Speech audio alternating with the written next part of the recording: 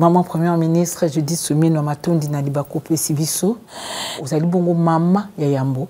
O batomboli na ebonga oyo. Tangu ozula lozola muka.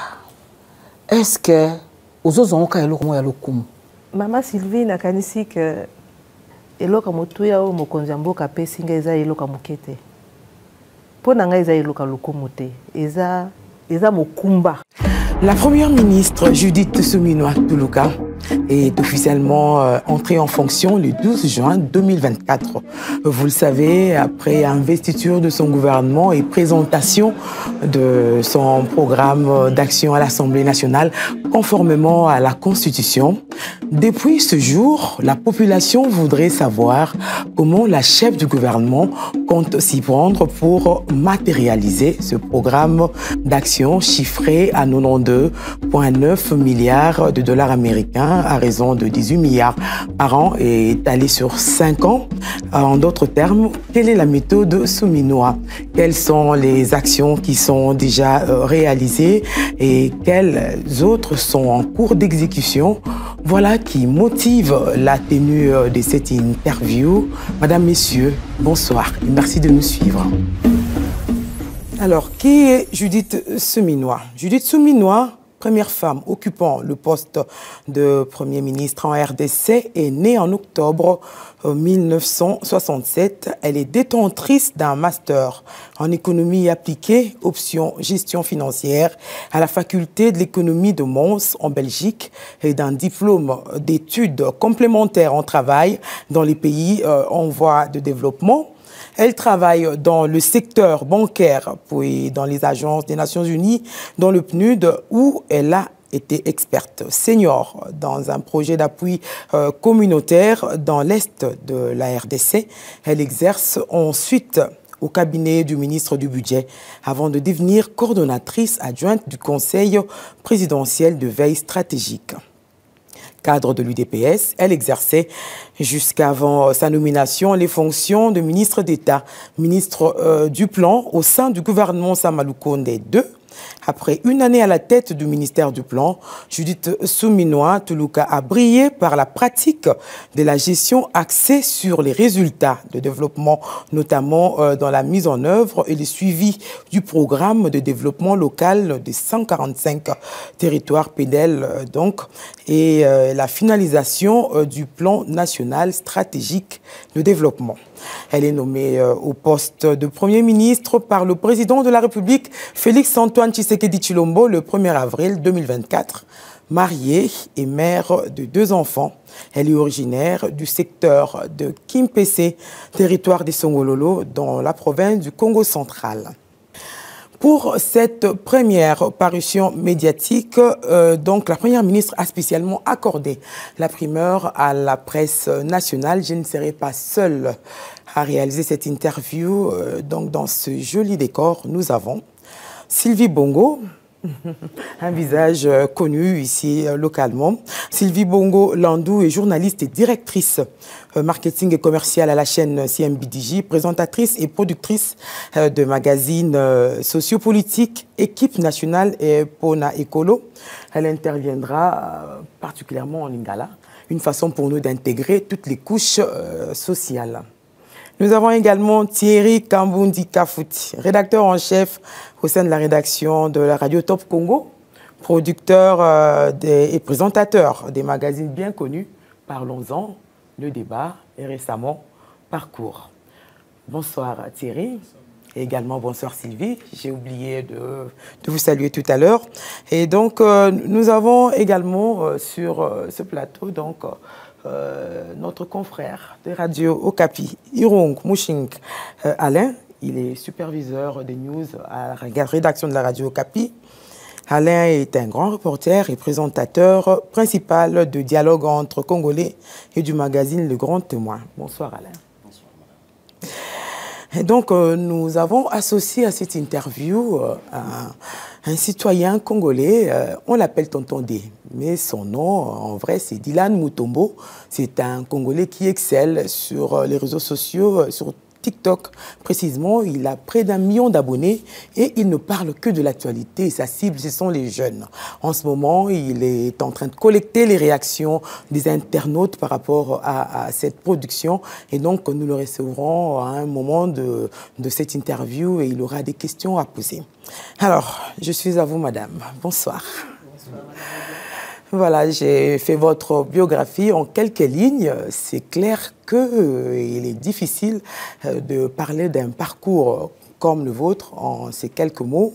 Vous avez certainement une manière de parler de vous à votre façon. Comment vous présenteriez-vous? Je sais déjà que vous êtes mère de famille. C'est pas facile de concilier la gestion de la République et celle d'un foyer. Non, c'est pas facile, mais avant tout, pour bien comprendre qui je suis, je voudrais juste rappeler que je suis la 5e dans une famille de 9 enfants. Papa a été diplomate, maman institutrice de formation, mais elle a été mère au foyer.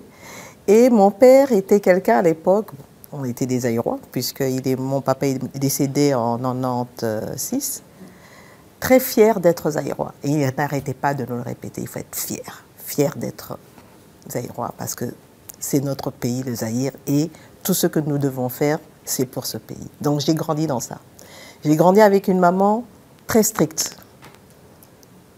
Il n'était pas question de faire des bêtises, on en a tous fait, hein, à un moment ou à un autre, en tant qu'enfant, en tant que jeune. Mais elle était très regardante dans la manière dont on fonctionnait à la maison.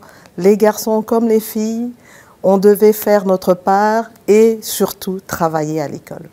Je ne pouvais pas me permettre de ramener des mauvaises notes à la maison. Ce n'était pas possible pour ma mère. Donc c'est ça un peu qui m'a formée. Et mes parents ont tout fait pour me donner le meilleur en termes de formation. Et ça, je leur dois beaucoup. Alors, effectivement, je suis mariée depuis maintenant presque 28 ans. J'ai 2 enfants, un garçon de 23 ans, une fille de 20 ans. Et dès le départ, je me suis mariée en travaillant déjà, donc j'ai toujours travaillé. Mes enfants n'ont connu qu'une mère qui travaillait. Je suis depuis toujours très attachée à avoir des bons résultats, etc. Et donc c'est vrai que ça prend une partie de la vie importante. Mais ce que j'ai toujours fait avec ma famille, c'est de leur accorder des moments clés où on passait des moments ensemble, et c'est ça qui pouvait créer cette union dans laquelle on se trouve, dans cet amour familial. Et le fait que justement je suis dans cet amour familial, ça me crée un environnement de paix qui me permet de mieux me concentrer dans mon travail. Et donc aujourd'hui, c'est vrai qu'en tant que Premier ministre, heureusement pour moi, mes enfants sont grands. Hein, mon fils vient de terminer son bachelor en communication, ma fille est encore à l'université. Et donc, ils n'ont plus besoin d'une mère de manière quotidienne. Ils ont toujours besoin de la maman parce que c'est toujours des coups de fil, même le soir avant de dormir. Je m'assure d'avoir discuté avec mes enfants. J'échange beaucoup avec mon mari. Je m'assure que tout s'est bien passé pour lui dans la journée. Et il est aussi d'un grand soutien parce qu'il est capable de comprendre qu'aujourd'hui, la journée n'a pas été terrible parce qu'en tant que responsable, quand on voit tout ce qui se passe dans notre pays, les conflits à l'Est, les différentes catastrophes naturelles, la situation de pauvreté d'une grande partie de la population, ce n'est pas quelque chose de facile d'être Premier ministre. Et c'est toujours important d'avoir quelqu'un qui vous soutient parce qu'il vous donne la paix. Et c'est ça qui est important. Voilà, en tout cas, vos enfants ont de la chance de vous avoir comme mère. Cet entretien va tourner autour de l'exécution du programme d'action du gouvernement basé sur les engagements majeurs pris par le chef de l'État lors de son investiture. Et donc, nous allons repartir l'émission en thématiques. En 6 thématiques, nous parlerons de l'économie et de la protection du pouvoir d'achat, la création d'emplois, la sécurité, la justice, l'aménagement du territoire, l'accès aux services sociaux de base. Bonjour madame. Alors, nous allons commencer par un secteur que vous maîtrisez parce que dans la présentation, on a bien dit que vous êtes économiste de formation. Je ne voudrais pas aller longtemps pour présenter l'économie congolaise, mais juste me limiter à dire entre autres que l'économie de notre pays a beaucoup de problèmes. Elle repose aujourd'hui essentiellement sur le secteur minier qui contribue à environ 70% de la croissance globale. En République démocratique du Congo, parmi les objectifs que vous vous êtes assignés lorsque vous avez présenté le programme du gouvernement, c'était notamment dans le secteur minier d'aller dans la transformation, plutôt dans l'exportation des produits bruts. Et aussi au plan agroalimentaire, l'économie congolaise est aujourd'hui essentiellement extravertie. J'ai vu les chiffres du ministère du Commerce extérieur, près de 3 milliards de dollars dépensés dans le secteur agroalimentaire sur les 12 derniers mois. L'objectif, vous l'avez rappelé devant les députés, c'est de produire davantage. Qu'est-ce que vous avez déjà fait depuis que vous avez pris vos fonctions pour inverser cette tendance au plan minier, au plan de l'agroalimentaire et même au plan de la production? Pour évoquer une phrase qu'aime bien le président de la République, la revanche du sol sur le sous-sol, c'est de votre responsabilité. Qu'est-ce qui a déjà été fait sur ce plan? Alors, en 3 mois, qu'est-ce que nous avons fait depuis que nous avons été mis en place? J'ai commencé, j'ai pris fonction après avoir évidemment développé un programme d'action du gouvernement tel que cela a été dit. Et ce qui était important, c'était de voir quelles sont les différentes mesures que nous allons mettre en place pour vraiment asseoir notre programme et commencer à le mettre en œuvre de manière efficace. La première chose, ça a été ce travail qui a été fait pendant 2 mois pour pouvoir obtenir un budget. Nous avons aujourd'hui un projet de budget que j'ai eu à déposer à l'Assemblée nationale, en respectant d'ailleurs les délais constitutionnels. Et ce projet de budget, qui est en augmentation de 26% par rapport à celui de 2024, nous avons aujourd'hui un projet de budget pour 2025 de l'ordre de 89 000 milliards de francs congolais, donc soit plus ou moins 18 milliards de dollars. Cela nous permet de pouvoir aller en termes de répartition, 17% pour la diversification de l'économie, 13% dans l'agriculture. Donc c'est déjà, en termes de projection, une volonté forte de dire il est important d'aller vers cette diversification de l'économie. Alors, en parlant de diversification de l'économie, vous savez, par exemple, au niveau des mines, aujourd'hui, nous nous battons pour faire reconnaître nos minerais stratégiques et de dire aussi qu'il nous faut impérativement devenir maître en produisant normalement. Nous avons un projet que nous avons commencé, projet régional, avec notamment la Zambie, sur la production de batteries. Donc le projet a démarré, il est encore dans ses débuts, mais ça va devoir, à terme, nous permettre, plutôt que d'exporter tout ce qu'on a comme coltan, etc., mais de produire localement, de ne plus dépendre du prix du cobalt brut. Comme vous le savez, aujourd'hui, nous dépendons du prix qui est imposé à l'extérieur, à l'international, et ce prix-là peut baisser sans que nous n'ayons aucune marge de manœuvre, mais si nous produisons nos batteries ici sur place, nous pourrons vendre des produits finis à un prix qui sera compétitif déjà. Rien que pour la consommation locale, nous sommes quand même un pays aujourd'hui de plus de 100 millions d'habitants, donc vous voyez quel marché de consommation qui est le nôtre. Et si nous travaillons sur ça, nous allons pouvoir développer notre secteur et produire plus, et ça va nous régénérer de ressources plus importantes. Mais pour y arriver, évidemment, nous avons aujourd'hui un déficit en termes d'énergie, d'infrastructures, donc il est impératif que nous puissions travailler sur ça. En termes d'énergie, vous avez pu voir dans les années passées, nous avons eu à libéraliser par exemple le secteur de l'électricité, nous avons mis en place, quand je dis nous, c'est le gouvernement, puisqu'il y a continuité. Donc tout ça, ça ont été des mesures qu'aujourd'hui nous sommes en train de consolider pour assurer que, alors que nous avons redémarré les négociations sur on a parlé à l'époque du projet INGA, aujourd'hui on parle d'un programme intégré, structuré INGA. Avec la Banque mondiale, la BAD est en train de nous suivre, nous sommes en train de discuter aussi avec des investisseurs privés. En attendant que tout ce programme-là puisse vraiment aboutir, nous devons investir dans des microcentrales hydroélectriques, etc. Et donc, si vous regardez, il y a pas mal d'actions, de projets qui sont en train d'être menés dans ce sens-là. L'autre chose, ce sont les infrastructures. On a plus ou moins 58 000 km de routes, mais nous sommes à plus ou moins 12 000 km de routes qui sont empruntables. L'idée pour nous est d'arriver à 25% au moins des 58 000 km, ce qui nous permettrait d'être dans la norme standard au niveau de l'Afrique. Aujourd'hui, avec les négociations que nous avons faites avec 6 communes, nous avons pu obtenir dans cette négociation 7 milliards de dollars qui vont être investis dans les infrastructures. Nous venons hier en Conseil de ministres, par exemple, d'approuver un financement avec comme bailleur des banques sud-africaines.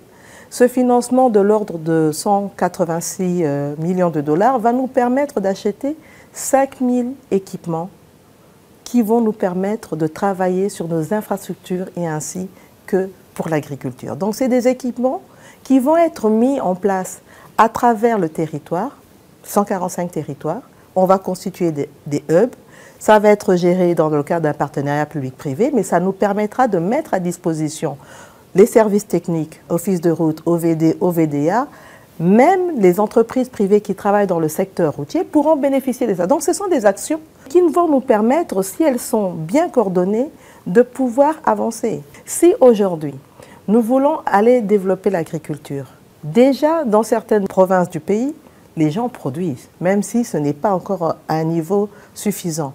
Mais le fait qu'on ait ce déficit en infrastructure, il n'y a pas de possibilité d'évacuer les produits. Or, si nous avançons dans les infrastructures routières, ça va nous permettre de désenclaver et donner la possibilité aux producteurs locaux de pouvoir évacuer leur production. Mais bon, il y a d'autres mesures sur lesquelles on pourra revenir, telles que fiscales, etc., d'incitatives à la production locale. Madame, vous avez été récemment au ministère du Plan, donc oui. dans la planification. Oui. Je voudrais que l'on soit plus concret, parce que les chapelets des bonnes intentions et tous ces projets pompeux pour la population, on les a entendus même de la bouche de vos prédécesseurs. Parlons du secteur minier, par exemple. Parlons de la transformation, production des batteries, production de l'électricité ou amélioration de la capacité du pays en termes d'électricité ou d'énergie. À quelle échéance on peut s'attendre à des vrais résultats? Mon programme, il est sur combien d'années? Sur 5 ans. Donc c'est un processus. Oui, mais parce que je sais pourquoi je pose cette question. La production des batteries et la transformation de certains produits miniers, ce n'est pas pour sitôt, parce qu'on n'a même pas d'infrastructure de base, madame. Mais c'est pour ça que je vous dis qu'on est en train de travailler sur des infrastructures routières, sur la production d'énergie, pour pouvoir aller dans ce sens-là. Le secteur agricole. Oui. Trop de théories, dirait-on en République démocratique du Congo, peu de résultats. En République démocratique du Congo, il y a à peine le service national qui essaie d'exister dans la production du maïs et dont on voit les résultats. Le gouvernement aujourd'hui, vous avez dit 13% du budget affecté à l'agriculture pour obtenir la vente du sol sur le sous-sol. Qu'est-ce qui est fait et comment espérer obtenir des résultats concrets sous Judith Soumino en matière d'agriculture? Vous avez donné l'exemple du service national. Aujourd'hui, le service national a produit 16 000 tonnes de maïs. C'est une chose qui n'est pas arrivée depuis très longtemps. Cette production-là va nous permettre de combler les carences d'ici fin novembre en distribuant une partie, il y a plus ou moins 7 000 tonnes qui sont distribuées dans le Kasaï oriental.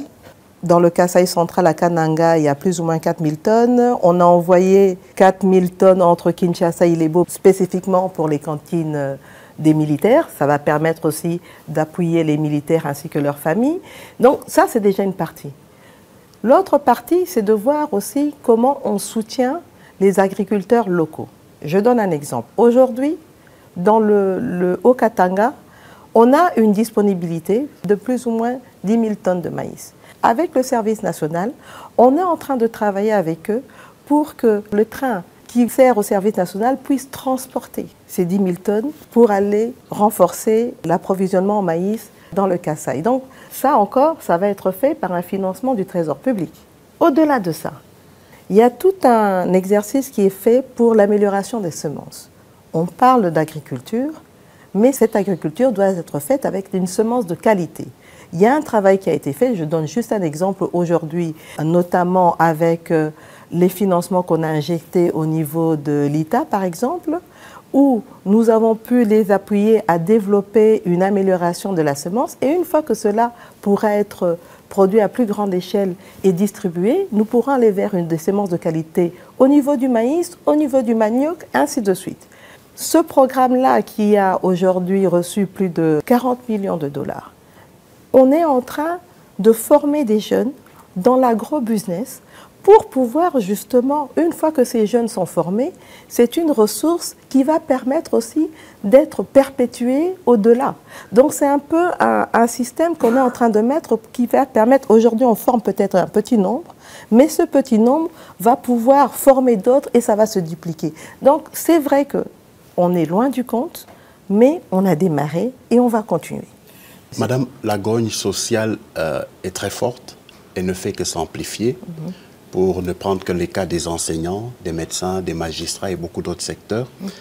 Il y avait des négociations entre gouvernement et banque syndicale avant la rentrée et votre gouvernement s'est félicité du fait qu'il y avait des avancées, mais une bonne partie des enseignants ne donnent pas cours et beaucoup parlent déjà de la menace d'une prochaine année blanche.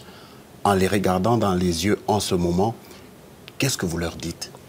Mais ce que je dis, c'est qu'il y a eu une commission paritaire sur laquelle le bon syndical et le bon gouvernemental s'est mis d'accord. On a bien indiqué la problématique que nous avions. On s'est mis d'accord sur un certain nombre de pas qu'on va faire d'un point de vue financier pour pouvoir déjà accomplir un certain nombre de paliers. On s'est mis d'accord sur ça. Donc si aujourd'hui, quand un accord a été pris, certains, parce que quand on dit au niveau des enseignants, ce n'est pas tous les enseignants. Du moins une bonne partie. Une bonne partie, vous l'avez identifié? Vous avez fait cette analyse? En tout cas, ils sont de plus en plus nombreux. Ils sont de plus en plus nombreux, mais je pense qu'à partir du moment où on s'est mis d'accord et qu'on a dit qu'en 2025, on allait continuer, on préfère aller sur une année blanche? Je ne pense pas que ce soit la solution. Le gouvernement a montré sa bonne foi. Nous venons d'arriver, nous avons montré notre bonne foi. Nous avons un budget que nous n'avons pas, nous, élaboré. Nous travaillons sur base du budget que nous avons trouvé. Laissez-nous la chance, avec le budget que nous venons d'élaborer, une fois qu'il va être approuvé par le Parlement et qu'il sera promulgué, à ce moment-là, on pourra faire mieux. Mais là, on fait avec ce qu'on a entre les mains. Malheureusement, madame, quand on parle avec les syndicats tels que les SIECO, les Synécat et tant d'autres, ils accusent le gouvernement de ne pas négocier avec les bonnes personnes. Et le gouvernement crée ses propres syndicats, les amène autour d'une table et signe des accords et tout. Eux, ils estiment que vous ne parlez pas avec beaucoup de personnes, les bonnes personnes, et votre gouvernement n'échappe pas à cette situation. Bon, si c'est le cas, je pense que moi, ma porte est ouverte. C'est vrai que parfois, ce n'est pas évident de pouvoir recevoir tout le monde dès qu'ils arrivent. Si c'est vraiment le cas, je pense qu'il est important, plutôt que de faire subir cette grève à nos enfants, de pouvoir venir et qu'on discute sur cette représentation. Mais ça aussi, c'est une responsabilité des syndicats. Parce que comment voulez-vous que nous, gouvernement, aujourd'hui, nous discutons avec un groupe, demain, c'est un autre groupe qui revient. Donc je pense qu'il est important d'aller, et ça j'en ai discuté avec les représentants de l'intersyndicale, pour s'assurer qu'on puisse aller vers les prochaines élections syndicales, qu'il y ait un renouvellement, et comme ça, au moins, on pourra avoir les personnes qu'il faut, avec qui on va pouvoir discuter. Mais pour l'instant, je pense qu'une certaine dose de patriotisme est importante pour ne pas laisser nos enfants à l'abandon et permettre au moins que ces enfants puissent aller à l'école. J'ai essayé de passer en revue le programme d'action du gouvernement. Là-dedans, il il se répartit par piliers, il y a des stratégies, des objectifs. Pour ce qui est de la création de l'emploi, j'ai lu améliorer la gestion des finances publiques, développer l'agriculture, promouvoir l'entrepreneuriat et création de PME, assainir le climat des affaires, maximiser les retombées des ressources extractives. Il y a tellement d'objectifs à atteindre. Mais le point qui m'attire le plus ici, c'est l'amélioration de la gestion des finances publiques. Sur ce point-là, quelles sont les actions que vous avez pu mener durant ces 3 premiers mois de votre gestion qui pourraient être visibles au sein de la population? La première chose qu'on a voulu faire, c'est d'essayer un peu de rationaliser nos dépenses. Et pour ça, nous sommes arrivés à baisser quand même drastiquement le niveau de nos dépenses en urgence. Nous avions des dépenses en urgence qui s'élevaient à plus de 30%. Aujourd'hui, on navigue entre 7 et 10%. Donc je pense que c'est déjà un résultat en 3 mois qu'on a pu obtenir. On vient de loin. Maintenant, au-delà de ça, c'est un exemple, on vient d'ailleurs de passer ça en Conseil de ministres, décider par exemple d'octroyer un allègement fiscal à toutes les entreprises congolaises qui sont à l'est du pays et qui sont confrontées à des problèmes dus à la guerre. Quand on parle de gestion des finances publiques, aujourd'hui les ressources que nous avons proviennent en grande majorité des taxes, impôts, redevances, n'est-ce pas? Quand nous commençons à parler d'allègements fiscaux, en règle générale, j'ai les régies qui me regardent en disant « mais et nous ?» Nous avons des targets à atteindre, mais bien sûr, mais la question est de regarder comment ça se fait de manière cohérente. À partir du moment où, dans un secteur, on leur donne des allègements fiscaux, ils vont pouvoir mieux produire et une fois qu'ils produisent, ça va faire des ressources qui pourront ensuite être imposables. Donc c'est un peu cette logique-là sur laquelle nous avons commencé à travailler. D'ailleurs, vous avez pu aussi voir que dans la gestion des dépenses, nous avons pu faire un surplus en termes budgétaires de plus ou moins un peu plus de 560 milliards de francs. Donc, ce sont des efforts qui ont été faits. N'oubliez pas que nous sortons d'une situation où, l'année dernière, nous avons eu les élections, nous avons eu, et nous avons toujours ce conflit à l'Est qui nous prend énormément de ressources. Et nous devons donc gérer tout le reste en essayant d'être un peu plus cohérents dans notre manière de gérer l'ensemble de nos ressources au niveau du Trésor public. Excusez-moi, je pense que Madame la Première ministre n'est pas assez revenue sur la protection du pouvoir d'achat des Congolais. On a plus parlé des enseignants, de la grève. Je voudrais savoir ce que vous faites concrètement. La primature, depuis un certain temps, est devenue un dortoir à ciel ouvert. Aujourd'hui, ce sont les médecins qui viennent passer la nuit ici. Demain, ce sont les députés provinciaux, etc. Et les conseillers communaux qui ne sont pas payés, etc. Entre-temps, le pouvoir d'achat du fonctionnaire congolais, en fonction du taux du dollar sur le marché, s'amenuise au jour le jour. Qu'est-ce que vous prévoyez comme mesure concrète pour améliorer ou protéger ce pouvoir d'achat du Congolais? Mais avant de vous répondre, vraiment, je vais vous dire une chose. Tous ces gens qui viennent faire le sitting ici, certains même sont en train de dormir, je leur ai posé la question quand je les reçois, mais je vous dis que je vais vous recevoir demain. Il y en a qui ont eu des réponses. Les conseillers communaux, on a trouvé une solution. On a commencé à payer au niveau des frais de fonctionnement, au niveau des exécutifs provinciaux.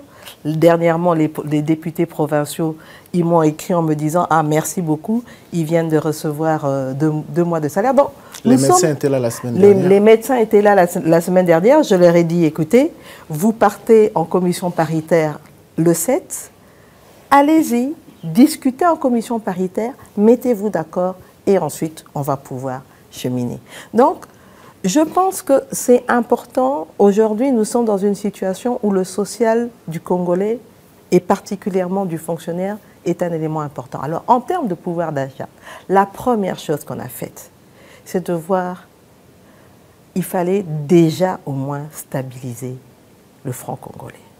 Je pense que vous avez pu observer que depuis qu'on est là, le taux de change reste quand même stable, n'est-ce pas? Ce n'était pas le but, il fallait équitable. Non, il fallait équitable, mais papa, Euro Kita Mbalamoko, Nada la baguette magique te en kitsa mbalamoko. Pour la kokita, nous devons travailler, ça revient à votre première question, nous devons travailler sur la diversification de l'économie parce que à partir du moment où nous importons moins, donc nous avons moins besoin d'aller rechercher des devises et nous pouvons plus utiliser à terme les francs congolais et donc nous aurons moins de pression sur le taux de change. Mais pour ça, nous, comme je l'ai dit, nous sommes en train de prendre un certain nombre de mesures pour travailler sur les diversifications en appuyant, on a parlé de la transformation au niveau minier, on a parlé de l'agriculture. Donc si nous arrivons vraiment à booster la production locale, c'est à ce moment-là, je pense, qu'on aura une meilleure éclaircie en termes de taux de change parce que c'est lié. Mais au moins, vous avez vu, nous avons essayé en diminuant la masse monétaire en circulation. Il y a des gens qui n'étaient pas contents, mais finalement, on finit quand le résultat est là, qu'on a quand même un taux de change stable, ça peut nous calmer. Ce que nous essayons aussi de faire, c'est de lutter contre la spéculation. Ce n'est pas facile. Parce qu'aujourd'hui, je donne juste l'exemple. Vous avez vu, nous avons pu, en discussion avec les pétroliers, parce que c'est cette discussion qui a été faite, ensemble, on s'est mis d'accord sur les paramètres qui jouent sur le prix du carburant. On a travaillé notamment sur le prix moyen frontière, etc. Et nous sommes arrivés à baisser le prix du carburant, n'est-ce pas? Vous l'avez vu dans les stations d'essence. Mais en termes de spéculation, les gens ont commencé à dire « Ah non, mais peut-être que c'est juste une baisse aujourd'hui, demain ça va augmenter. » Surtout qu'il y a un conflit au Moyen-Orient, madame. Oui. Ça risque de créer une autre crise et oui, le prix risque de repartir. Même admettons que... Parce que ce sont tous des paramètres qu'on prend en considération.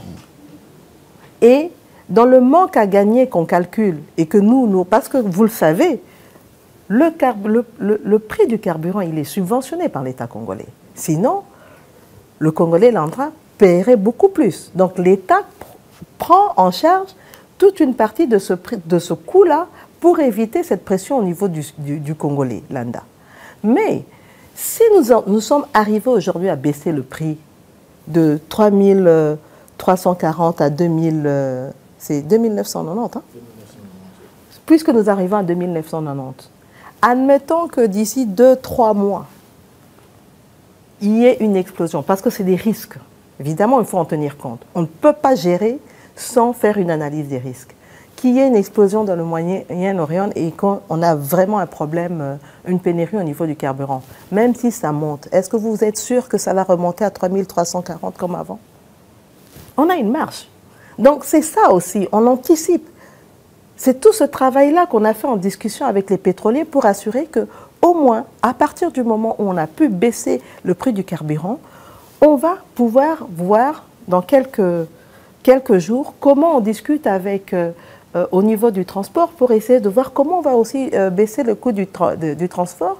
Et à terme, il devrait y avoir une répercussion sur les coûts des produits qui dépendent du coût du transport qui utilise le carburant. Maintenant, c'est sûr que ceux qui ont déjà des stocks qu'ils ont achetés à un prix plus cher ne vont pas baisser les prix du coût. Donc, il ne faut pas que les gens disent prix à carburant et kiti, prix à bilok et kiti nanouté dont aux hommes est l'autre côté.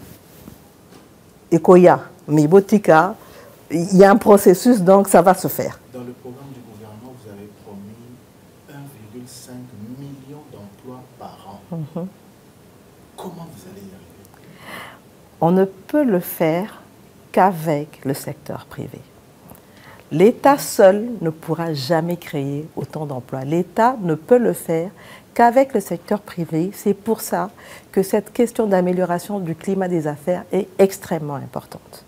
Quand j'étais encore ministre du Plan, nous avons travaillé sur un certain nombre de réformes à mener en vue d'améliorer le climat des affaires. Dans ces réformes, il y a évidemment la digitalisation pour aider aussi à limiter la corruption parce que ça a un impact. Il y a la sécurité judiciaire de l'investisseur, donc on va pouvoir revenir sur les questions juridiques à ce niveau-là. Il y a aussi la nécessité d'avoir, j'en avais déjà parlé, des incitations fiscales, etc. Donc il y a toute une panoplie de mesures que nous avons prises. Thierry Zaraneti, les lots Zotongelamba. avant si l'Istagoto, au banana, il faut une mesure à mon tout. Le délai court déjà. Madame. Oui, le délai court. D'ici la fin de cette année, en principe, c'était déjà 1,5 million. Parce que c'est chaque année jusqu'en 2028. Oui, d'accord. Mais malheureusement, moi, j'ai pris fonction. La suite, ce sera avec Voilà. Madame, vous parlez du secteur privé, mais déjà créer une entreprise ici au Congo, je connais des proches qui en ont fait la mère expérience. Et le gouvernement a un chapelet de beaucoup de bonnes intentions que vous avez énumérées, la digitalisation et bien d'autres, mais sur terrain, concrètement, ça ne suit pas, madame. Écoutez, particulièrement dans la création d'entreprises, nous avons un service public qui est le guichet unique de création d'entreprise, qui a eu, depuis un certain nombre d'années ou de mois, des problèmes de fonctionnement.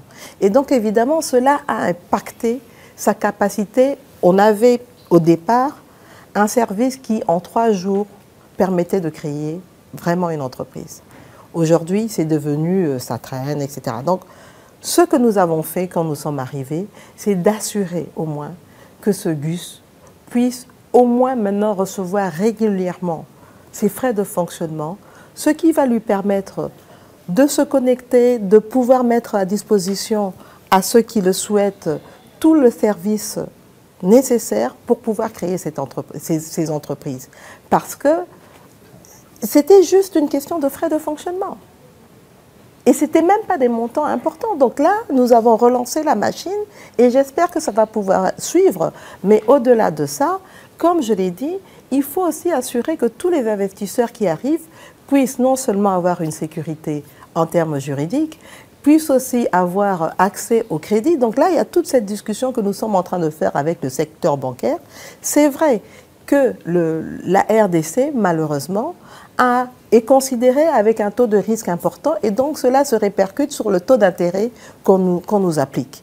Mais c'est un travail que nous sommes en train de faire pour voir comment, avec le système bancaire, si nous, en tant que gouvernement, en tant que pays, nous avons un peu plus, une meilleure cote en termes de crédibilité, je pense que ce sont des questions qui pourront être réglées à terme.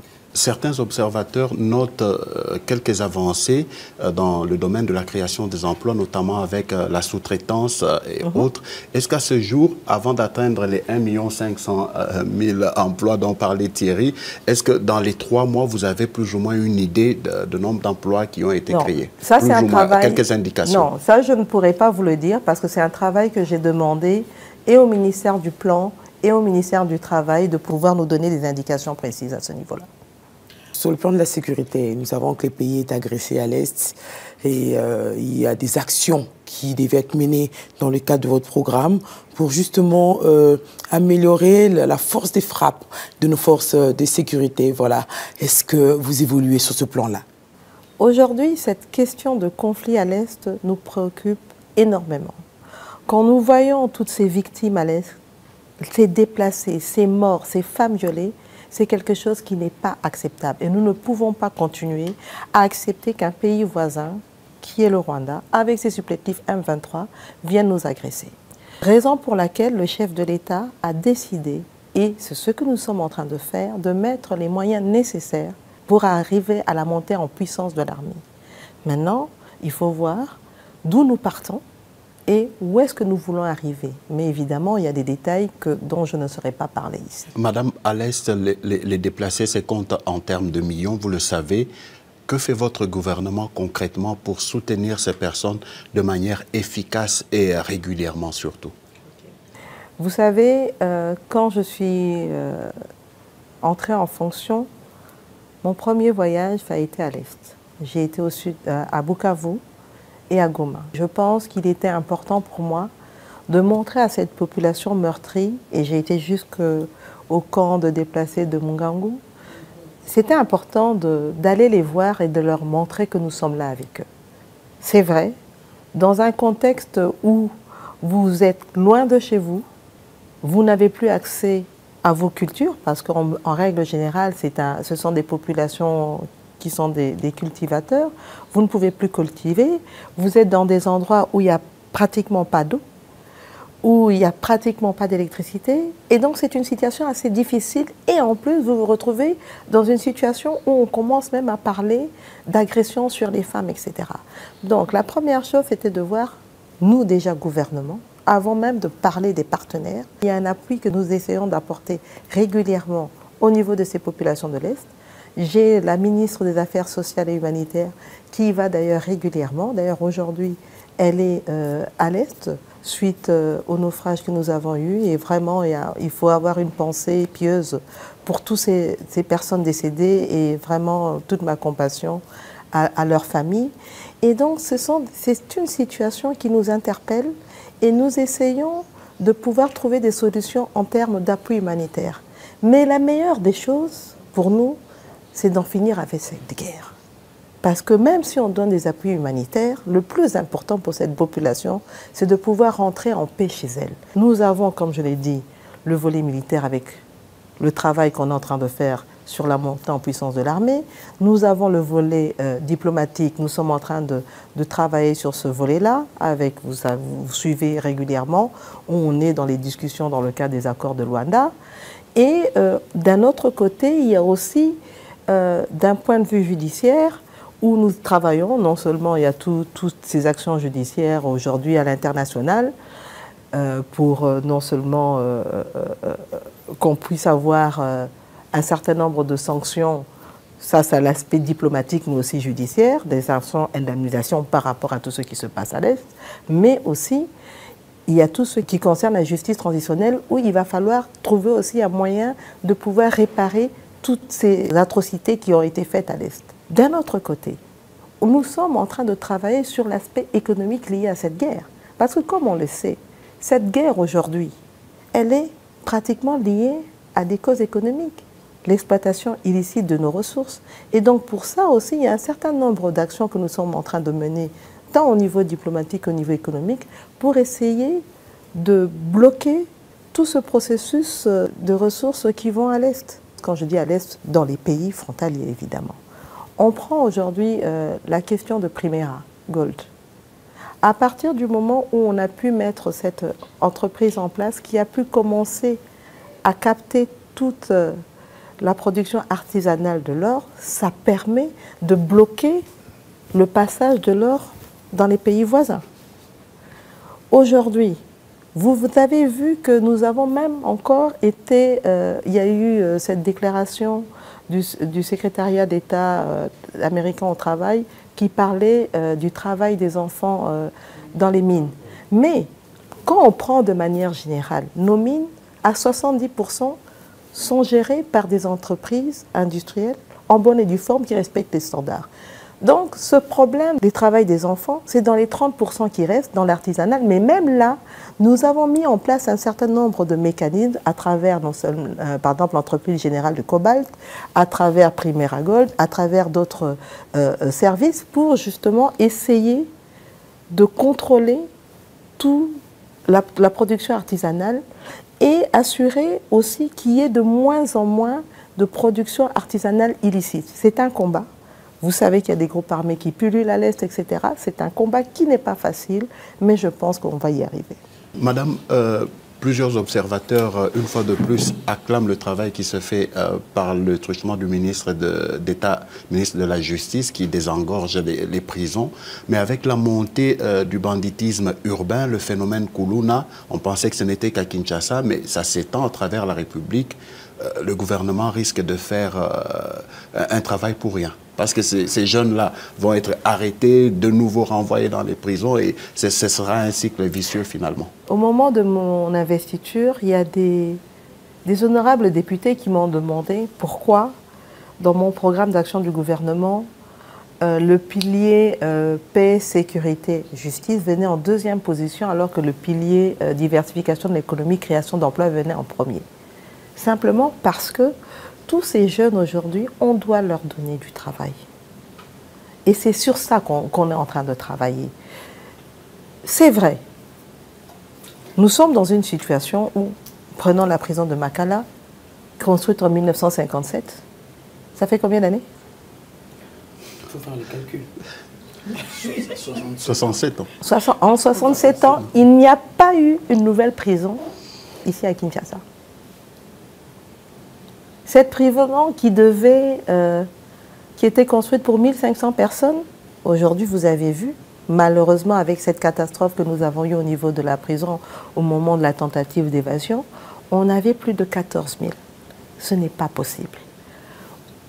Il y a ce processus de désengorgement de prison qui est important.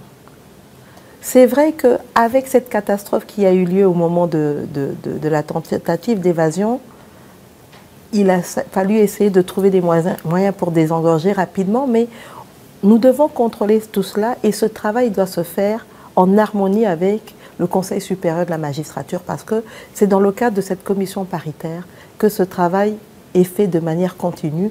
Mais entre-temps, moi j'ai réuni ici, avec moi, les hauts magistrats, le ministre d'État en charge de la justice, le VPM intérieur, etc., pour discuter de quelles sont les actions que nous devons mener. Non seulement aujourd'hui, Makala et toutes les autres prisons, c'est la même chose. On a fait le point de situation, ne peuvent plus accepter des détenus condamnés ou détenus préventifs. Nous ne pouvons pas garder des gens dans les cachots parce que là aussi, aujourd'hui, il y a un débordement indescriptible. Donc, aujourd'hui, moi, je leur ai demandé de me rendre un rapport pour me dire quelles sont les propositions de solutions. Comment, déjà, on sort tous ceux qui sont dans les cachots, on sépare les femmes, les enfants, parce que ce n'est pas possible d'avoir tout le monde dans le même endroit. C'est impossible. En attendant déjà, ceux qui sont des détenus, pouvoir les mettre là, des sites qu'on va pouvoir contrôler. Et il faut ce travail, on ne peut le faire qu'avec la police et l'armée, parce que à partir du moment où on trouve un site, il faut le sécuriser, il faut contrôler, parce que sinon vous allez encore avoir des problèmes avec les populations environnantes, donc on ne veut pas en arriver là. Mais donc ce travail-là, moi j'attends qu'on me donne les conclusions et on va devoir, le gouvernement va devoir mettre les moyens pour assurer ça. En attendant qu'on puisse arriver, on a dans la projection la construction de nouvelles prisons, donc c'est un travail aussi qui est en train d'être mené entre le ministre de la Justice et la ministre des Affaires foncières parce qu'il faut trouver des terrains qui sont disponibles, etc. Mais bon, voilà, nous allons y aller.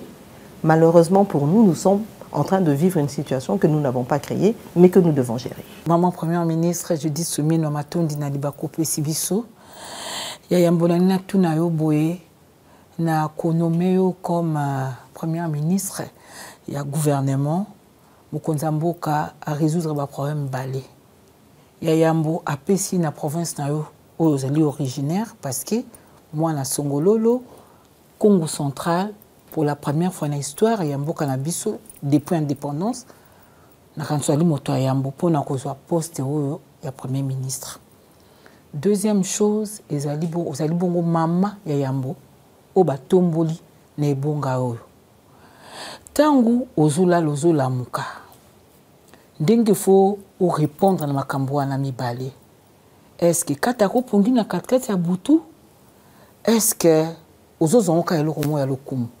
Mama Sylvie nakanisi que lea banomaki ngai nalobaki yango eloko motuya o mokonzi ya mboka apesi ngai eza eloko moke te mpo na ngai eza eloko lokumu te eza comment on dit ça eza mokumba oyo mokonzi ya mboka apesi ngai mpona kokamba mboka eza eloko moke te lea banomi ngai eloko nini na liboso nasalela kotala na bandeko na biso baza na este parce que kuna pasi mpe bato baza na pasi na kati ya RDC bazali mais soki otali boza na guerre ça fait 30 ans guerre yango esila te mosiko ngai naya nakende otambola na ngai ailleurs te nalobi nakende na kotala bandeko na ngai baza nano kuna bayeba ke moto aye en tant que maman en tant que ndeko mwasi nazo comprendre bapasi na bango et na mona bango mpona lakisa bango ke nazo comprendre mais que na gouvernement nanga tokosala elongo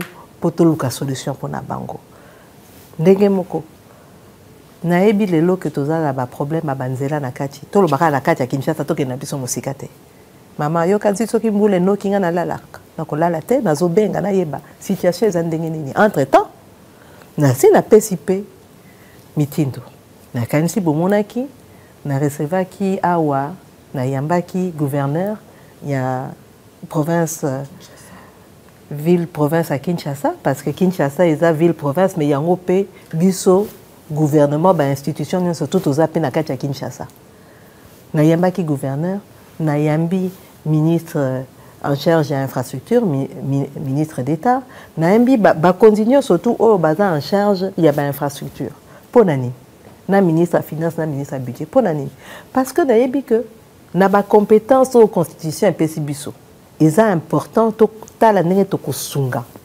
gouverneur nakansi alekaki et pas yandeko Thierry Kambudi alobaki pe gouvernement central lelo tozo aider ville province pona makoki ya kokosala pona robanda kobongisa nzela tozo bana opesa ye mensuellement pe moi pata po akoka pe kosala assainissement mais na banzelo bébé aux yeux bandélité maman aux yeux au commandement même nzela le kumu aux yeux tosali programme même route nationale numéro 1 Kinshasa Matadi na boyi na boyité ezande likambo ya kotia na programme awa na Kinshasa soko 5 km nzinga ya Zandu tosali programme to bana ko attaquer yango ba étude ici salami ministre des finances a appelé Kimbongo Beseko et sali ba étude sur base à ba étude wala nde mosala ko sala poto lingi susute que to pesa mbongo bobongisa nzela bo analyser na bino te bo sali étude te bo cheka ka ciment botier goudron et puis lobi mbule noki alignon surtout ekeyite to lingi siko makamwe sa manenga bien d'où nécessité ya kosala ba étude wana et salami yango wana na gouverneur tozo ken torokende liboso siko to bana misala ba sala ba appel à manifestation d'intérêt ba entreprise ya solo pe ba ya pona ba entreprise wana pe toningi ko mona o ya solo pas o ya lukuta ba ye kaka et puis ba sali musala manœuvre puis ba kena bango de la même manière na programme wana il y a 27 km na kati ya ville à Kinshasa pe fo bazwa et de la même manière aussi topesaki na nani na et pas gouverneur ndenge yo lobi eza 2 millions te eza 1 million 500 eza 2 millions yo ba kiselié wana eza ina tanga kala bazakozo na ville sikoyo na ba misalo nyo surtout photos za la tozo aider na 1 million 500 mais na mbongo wana eza pona assainissement mais tala na likambo toza nango na kati ya assainissement nampasa esika fade ba kano tia biloko boyebi problème eza kuna basali spoliation esika tozo bake ko bois tozo bois ka biloko ya salite kasi yango tozo landela boyoki te bikolo yo mama akasia azo landela ngo pona kotia ordre parce que il faut to soki to lingi to bonga na kati ya mboko il faut to kende na makamuna ndinga ordre il faut to tika des ordres mais biso moko pe ba congolais et l'état ko sala musala na ye mais biso pe congolais mutu na mutu pe asala pe mpar na ye parce que tokondi maté que ceux qui tolingi mboka na biso to boya ndé désordre to boya corruption to boya désordre to boya corruption wana tiotienga lokolo na kati ya justice mais yambona tuna makambo ya justice wana nakoloba maman Judith to lali to la muki biso to sepel parce que carburant est quitté en tout cas il faut to saluer on presa likambo moko na peut-être ce que c'est une première mais eza eloko moko c'est un fait quand même rare ndé to kokoloba tabwe na lopoto. Mais tout le monde a le bambou comme ça, ceux qui baissent c'est la automatiquement na biloko loko amapa na biloko na makamoko à transport lombangu na semaine kolanda il faut tout sentir réaction par rapport à Beswan sur l'autre tokolobaké yona professeur mukoko bo salara loko moko loko la pona bo sepelisa kaka mboka donc loko mo ça na fondement te liboso na corriger na ndika mama ezali likambo ya ngai na professeur mukoko TVP économie ezali likambo ya gouvernement ngana da premier ministre ya gouvernement mobimba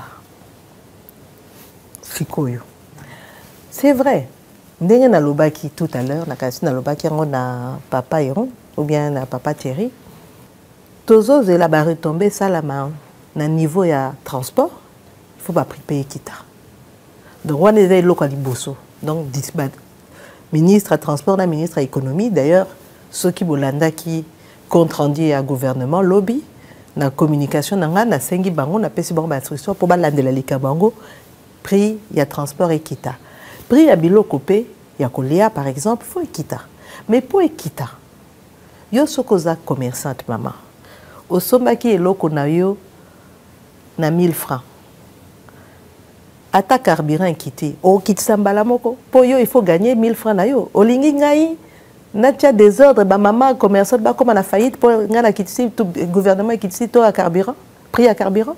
Donc il faut que ça la manatango nango bango bazana ba stock na bango il faut ba épuiser ba stock na ba stock asika nde tokotala application ya baki ba talo ekitami pona wana pe il faut moi contrôler ezala to lingite que contrôle wana koma baba no tungisa rabatu te eza wana te mais il faut ba inspecteur ya économie ba kita na terrain ba yeba moto yo ozana ma marchandise na yo osomaki yango quand période osomaki biloko na ezaki na talo boye ti oko épuiser stock na problème ezate mais là comme na stock asika a ozu avec bénéfice ya prix à carburant ekiti période wana pe sikoyo il faut to bano appliquer pe baisse à prix oko appliquer prix aux alaki na on libosote. Maman je dis est-ce que depuis ozu poste au social wenze moko mais pour que na que ne wenze ça ezali kama mukete poso na lobi na keka ngamo ngai moko maman je dis na keka boy bato nyonso to bazo welanga moyen zate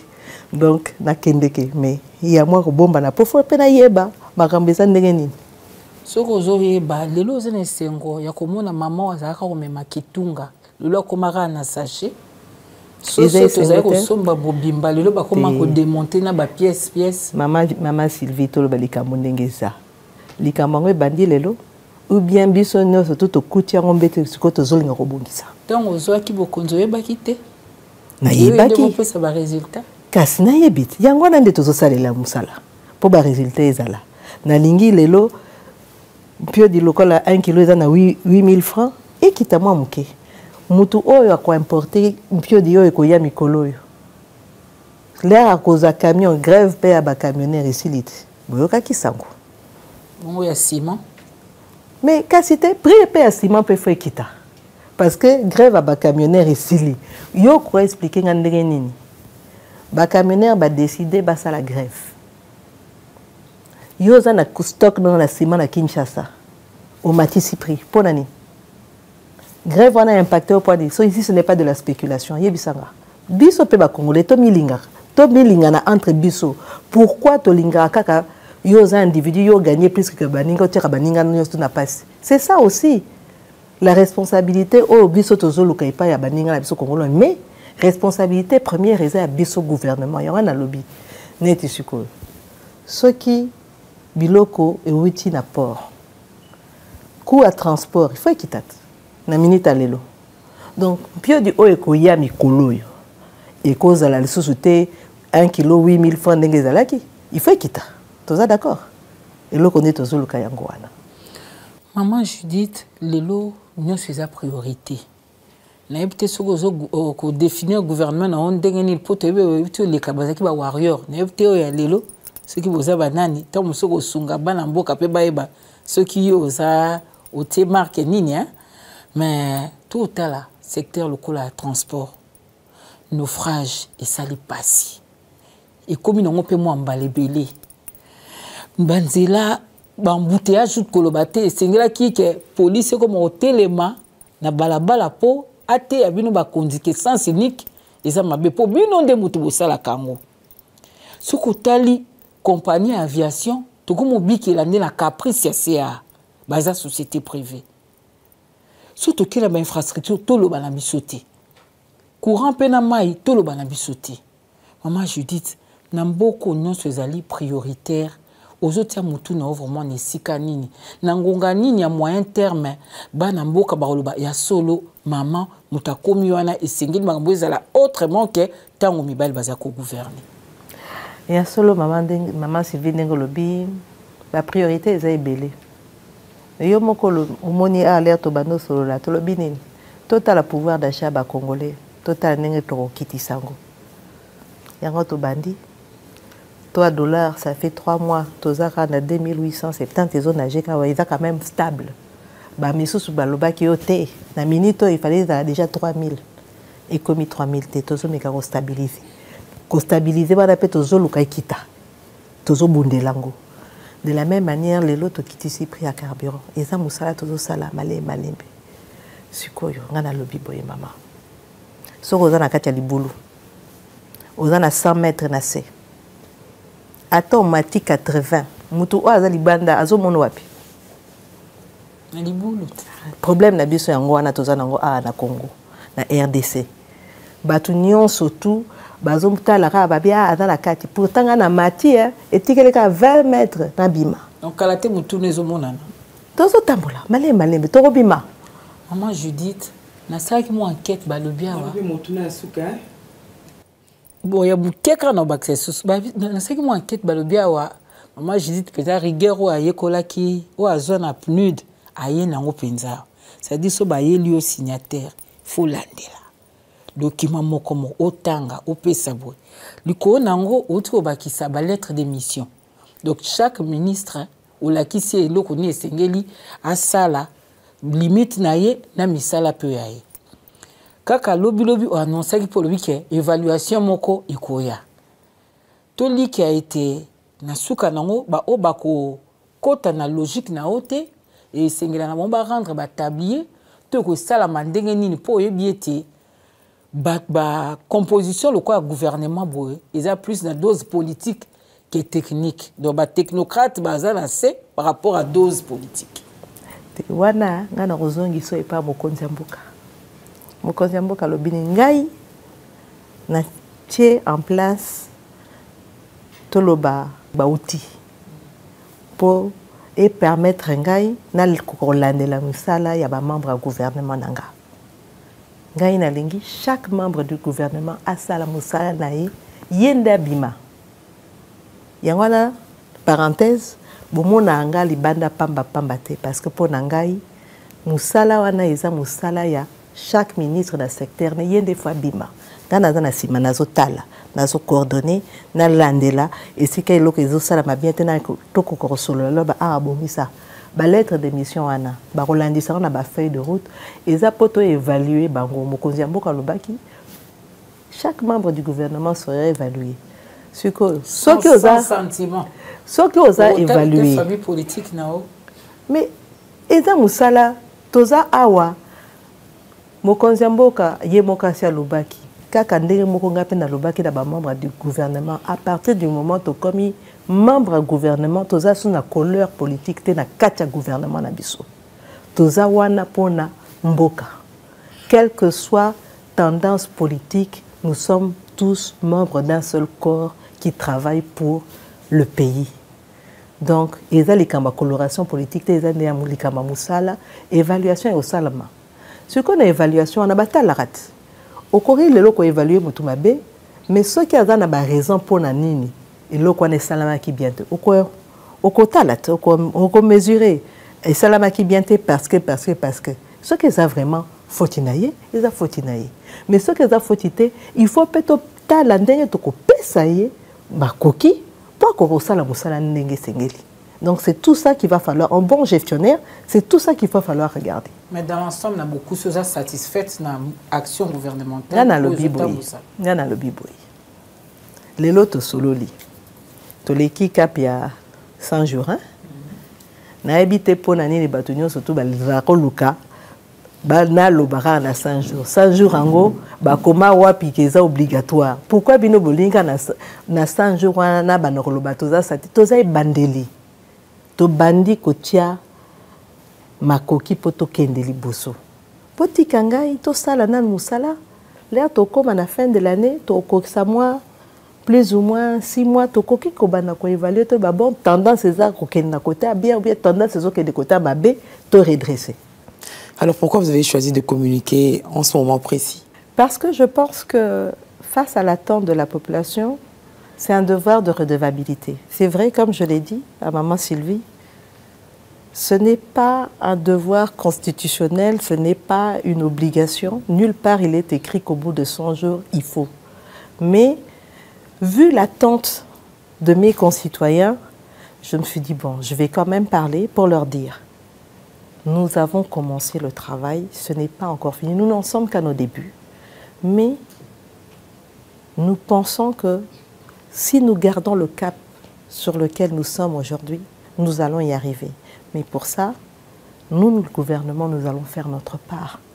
Mais vous, les citoyens congolais, vous devez aussi nous soutenir. Il faut arrêter avec ces histoires-là, des gens qui font la spéculation, des gens... Regardez, rien que le prix du carburant est baissé, et au matin, on lobby. Pourquoi? Pourquoi on est si négatif? Il faut qu'on essaye un peu de changer cette mentalité, qu'on regarde un peu notre pays de manière positive. Vous savez, dans d'autres pays, moi j'ai travaillé dans les organismes internationaux, j'avais des collègues d'autres pays qui me disaient « mais vous êtes compliqué ici.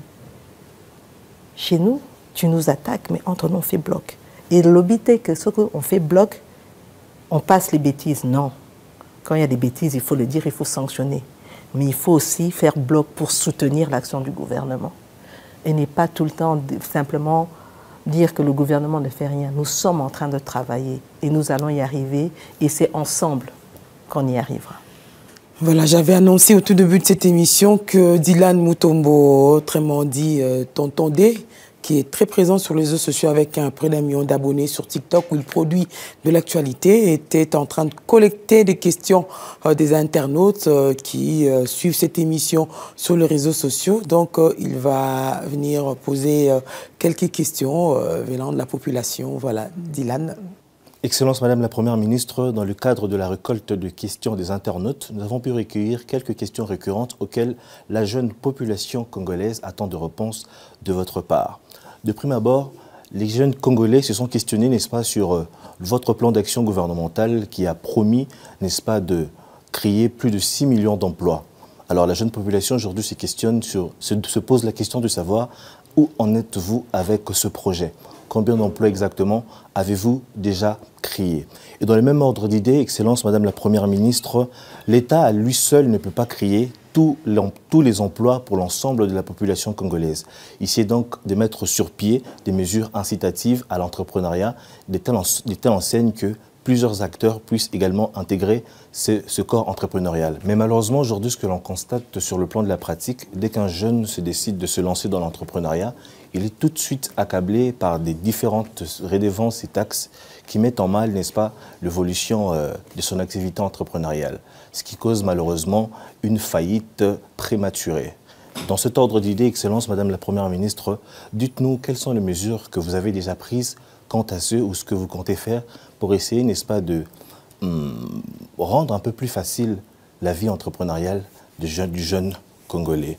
Et pour finir, Excellence, Madame la Première ministre, il se pose également une question sur le plan sécuritaire. On fait face à la recrudescence de l'insécurité sur l'étendue de la République démocratique du Congo, dont notamment à Kinshasa et à Goma. Il ne se passe pas 2 jours sans que nous puissions recueillir 2 ou 3 cas d'enlèvement. Ce qui se passe sur la pratique, c'est qu'un groupe de criminels s'organise, n'est-ce pas, pour procéder à des enlèvements dans différents coins de la capitale pour ensuite rançonner les familles des victimes. Et jusqu'à présent, la population ne sent pas encore l'implication effective du gouvernement. Quant à ce, la jeune population congolaise se pose des questions de savoir quelles sont les mesures que vous avez éventuellement prises, n'est-ce pas, pour essayer de mettre fin à ce fléau qui gangrène la quiétude du peuple congolais. En fait, le tout doit repartir sous l'angle de la diversification de l'économie, mais nous devons aussi non seulement donner les atouts à notre population. Et quand on parle d'atouts, on parle de formation. Et particulièrement aujourd'hui, je vais parler de la formation professionnelle. Pourquoi? D'ailleurs, aujourd'hui, au niveau du gouvernement, nous avons eu une décision du Conseil des ministres pour demander à la ministre de l'ESU de pouvoir faire une évaluation sur les programmes qui sont mis en œuvre aujourd'hui au niveau de l'enseignement supérieur. Parce que nous devons impérieusement adapter notre formation aux potentialités que nous avons d'un point de vue économique. Quand on va regarder, qu'est-ce qui sort de nos universités? Nous avons des médecins, nous avons des juristes, nous avons des économistes, que je suis. Mais il y en a énormément et ça ne répond pas aux besoins du marché. Et donc ça, c'est ce travail-là déjà que nous sommes en train de faire en premier lieu. Raison pour laquelle aujourd'hui, nous avons un ministre pour la formation professionnelle. C'est extrêmement important. On met un focus sur ça parce que nous devons assurer de former les jeunes dans des métiers qui seront porteurs. Aujourd'hui, je vous ai parlé, par exemple, du programme INGA. Dans ce programme-là, nous allons avoir évidemment la production en énergie électrique.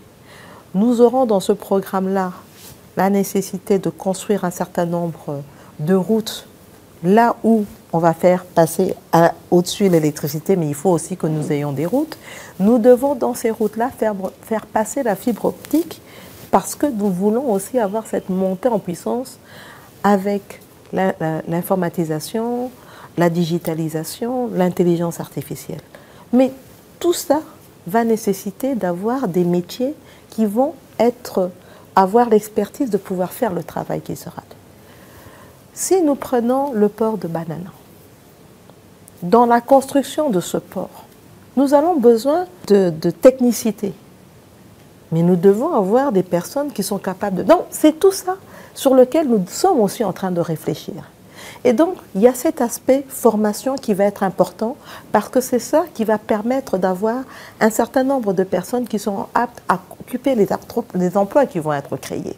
En termes d'incentives qu'on donne pour la jeunesse, vous avez vu le chef de l'État, dans son mandat passé, a eu à créer un certain nombre de structures pour aider les jeunes entrepreneurs. Il y a aussi la mise à disposition d'un certain nombre de fonds, comme le Fonds des générations futures, FOMIN et tout ça. Ce sont tous des fonds qui, aujourd'hui, ont été mis en place pour assurer que nous pouvons appuyer les jeunes entrepreneurs. Ça a commencé avec l'RSP dans la sous-traitance. Vous avez vu, il y a tout ce mouvement-là, le FOGEC, pour pouvoir aider un certain nombre de jeunes entrepreneurs. Ce n'est qu'un début, mais en même temps, et je l'ai dit, il faut impérativement qu'au niveau de l'amélioration du climat des affaires, les choses se fassent effectivement. Il y a tout un certain nombre de réformes sur lesquelles nous sommes en train de travailler. Certaines sont mises en place, d'autres doivent suivre. Que ce soit au niveau de la digitalisation, pour baisser ne fût-ce que la question de la lutte contre la corruption. Si tout est digitalisé, toutes ces personnes ou tous ces services qui vont chaque fois demander quelque chose, ça va se faire d'un point de vue numérique. Il n'y a plus ce contact-là. Les gens peuvent le faire contrôler au niveau de leur écran au bureau et ça sera beaucoup plus facile. De la même manière, on regarde les incitations fiscales. J'ai été au ministère du Plan. Il y a toute une série dans le Code des investissements. Et d'ailleurs, on a même dit qu'on devrait travailler sur une révision du Code d'investissement pour l'améliorer. Mais il y a toute une série de mesures qui sont données à ceux qui veulent investir. Donc, il y a toute une panoplie de mesures que nous sommes en train de prendre pour assurer que celui qui veut entreprendre dans notre pays, que ce soit l'entrepreneur local, le Congolais, que ce soit l'étranger, puisse le faire dans des conditions adéquates parce que, comme vous l'avez dit, c'est le seul moyen pour nous de créer les emplois. Ce n'est pas la fonction publique qui va créer les emplois. Il faut créer les emplois dans le secteur privé et c'est avec le secteur privé qu'on va pouvoir avancer. Et si on parle du secteur privé, donc l'accent est mis au niveau de la jeunesse parce qu'aujourd'hui, l'incentive est de pousser les jeunes à aller vers l'entrepreneuriat plutôt que juste d'attendre de pouvoir aller dans la fonction publique. Et ces jeunes-là, comme je l'ai dit, il faut leur donner les outils. Non seulement la formation adéquate, je vous ai parlé tout à l'heure au niveau de l'agriculture, on est en train de former, dans le cadre de l'agenda de transformation agricole, un certain nombre de jeunes. On en a déjà formé, je pense, 1000 ou 1800, c'est très peu. Mais on compte monter de manière exponentielle à l'agrobusiness. Ce sont des jeunes qui apprennent la formation en termes d'agriculture, mais aussi en termes de gestion de leur entreprise. Comme ça, ils seront mieux canalisés et pourront mieux avoir des résultats. Ils se plaignent également de l'insécurité dans la ville. Alors, la sécurité dans la ville, ça, c'est vraiment un grand problème. On en a discuté avec le vice-premier ministre en charge de l'Intérieur. Vous savez, ça va faire un certain nombre d'années qu'on n'a plus recruté au niveau de la police. Donc aujourd'hui, nous avons un effectif au niveau de la police qui n'est pas suffisant pour couvrir l'ensemble des territoires. Ce qui doit être fait maintenant, et c'est ça qui est mis en programmation, pouvoir aller vers le recrutement, la formation de la police, parce que ça c'est important. Il ne suffit pas de les recruter, il faut pouvoir les former de manière adéquate, qui puisse être une police de proximité qui respecte le citoyen, qui prend soin du citoyen et pas une police qui est là pour agresser. Et donc, à partir du moment où on arrive à avoir un corps qui est là pour jouer son rôle de sûreté, de protection du citoyen, je pense que ça va aller mieux. Mais pour l'instant, c'est vrai que nous avons des problèmes, mais avec les moyens de bord, on essaye de voir, comme par exemple, cela a été fait dernièrement, doter la police de véhicules pour pouvoir au moins, de manière motorisée, circuler dans la ville. C'est un début, mais je pense que ça pourra continuer. On va le faire aussi dans d'autres provinces de la République, comme ça au moins, en étant motorisé sur quelques lignes, surtout dans les centres, au niveau des villes, assurer qu'on puisse avoir une certaine surveillance. Mais là aussi, il y a aussi la question maintenant de pouvoir gérer tous les hommes en armes. Donc il y a un contrôle qui doit se faire au niveau des hommes en armes, les militaires, les policiers, pour assurer que ces gens-là puissent rendre compte de la manière dont ils sortent chaque jour, qu'est-ce qu'ils ont bon, il y a tout un mécanisme au niveau de l'armée et de la police pour contrôler les munitions, etc. Mais il faut que ces contrôles se fassent de manière beaucoup plus draconienne parce que ce n'est pas acceptable que nos jeunes soient... Bon, ce n'est pas seulement les jeunes, mais il y a surtout les jeunes, puisque c'est la majorité de notre population, doivent être soumis à ce genre de violation de leurs droits. Voilà, Madame la Première ministre, vous êtes une personne très chargée. Et le temps nous imparti est très limité. Thierry Kamboundi est resté sur sa soif, je l'ai dit. Et Sylvie Bongo n'a pas épuisé toutes ces questions. Mais nous aurons d'autres occasions. Ceci n'est qu'une première. Hein, absolument. Donc vous allez répondre régulièrement à ces devoirs de redevabilité. Donc il y aura d'autres numéros de ce magazine. Bien sûr. Enfin, il y aura plusieurs interviews dans ce sens. Et donc on se retrouvera à coup sûr. C'était un plaisir et merci d'avoir répondu à nos questions. Merci beaucoup. C'est un exercice, comme je l'ai dit, que je n'ai pas l'habitude de le faire, mais il est nécessaire en termes de redevabilité de pouvoir le faire, de pouvoir parler à notre population. Et je sais que, comme vous l'avez dit, certains, si pas tous, vous êtes restés sur votre fin, parce qu'il y a beaucoup plus de questions que ça. Mais le devoir m'appelle, mais on va refaire d'autres séances et je pense que si on le fait de manière régulière, on pourra de manière régulière aussi épuiser la matière. Vous allez laisser la population sur quelle note? Nalobi boye pona bana mboka ba congolais bandeko nanga ba mama nanga ba leki nanga ba papa nanga gouvernement ezosala bino moko boyebi bo votaki président de la République Félix Antoine Tshisekedi Tshilombo bo votaki parce que bondimaki kalingi ko bongisa mboka yepe azotika biso te azoyebisa ngai chef à gouvernement il faut bosala po mboka ebonga ndenge na otoloba nalobi mingi te tolobi mwa ndambo makambo eza ele ebele mais biso tokosala musala na biso mais bino pe population faut bo encourager bo simba toza wana pona bino toza wana pona bato mosusu te nga lelo soki naza chef de gouvernement et que nasali eloko te nakoloba nini nakosilisa manda nanga eloko moko te esalami nakosepela te donc mpo na ngai eza etumba ya mikolo nyonso tu mpo na bino population congolaise tozosalela nde bino bolemba biso te au contraire bondima ke tozokende liboso tosi topesi bino mwa ndambo tolakisi bino ke mosala ezosalama lelo prix ya carburant ekiti mais eloko mosusu ezoya malemi tozokoba. Madame la Première ministre, merci. Merci beaucoup. Merci également à mes confrères Sylvie Bongo, Thierry Kamboundi et Alain Young. On se retrouve très prochainement. Et merci à vous, chers téléspectateurs, de nous avoir suivis de partout à travers le monde. Nous vous disons à très bientôt.